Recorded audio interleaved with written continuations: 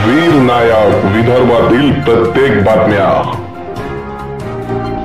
श्रीराम जन्मोत्सव समितीद्वारा बुधवारी शहरात भव्य दिव्य शोभायात्रेचं आयोजन आणि जय श्रीरामच्या गगनभेदी जय घोषणांनी शहर दुमदुमलं। दरवर्षी शहरात श्रीराम जन्मोत्सव समितीच्या वतीनं भव्य दिव्य शोभायात्रेचं आयोजन करण्यात येत असतं। शोभायात्रेत ग्रामीण भागातून व शहरातून प्रचंड भाविकांची गर्दी होत असते। बुधवारला श्रीरामनवमी जन्मोत्सव शहरातील विविध मंदिरांमध्ये साजरा करण्यात आला। दरवर्षीप्रमाणे शोभायात्रेला स्थानिक जुना दत्तापूर येथील सुरुवात झाली। या प्रसंगी शोभायात्रेत असलेल्या श्रीराम मूर्तीचं पूजन राष्ट्रीय स्वयंसेवक संघाचे प्रांत सदस्य चंद्रशेखर आठी, आमदार प्रताप अडसड, प्रशांत बदनोरे, प्रमोद मुन्ना मुंदडा, शोभायात्रा समितीचे अध्यक्ष विनोद जयस्वाल, उपाध्यक्ष बंटी ठाकूर, योगेश मारवे, भैया पांडेंसह इतर मान्यवर व आयोजन समितीच्या प्रमुखांनी केले।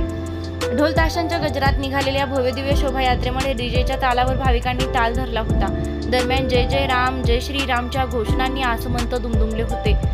बेंजो बँड, भजनी मंडळे, अश्वरथावर स्वार भगवान श्रीराम, लक्ष्मण, सीता व हनुमानाचा सजीव देखावा, भारत माता, गौरक्षा, राष्ट्ररक्षा, गाय बचेगी देश बचेगा, त्याचप्रमाणे शरयू नदीच्या पात्राला पार करणारा केवट देखावा, श्रीरामद्वारा जलाभिषेक व श्रीराम देखाव्याचं भाविकांनी दर्शन घेतलं।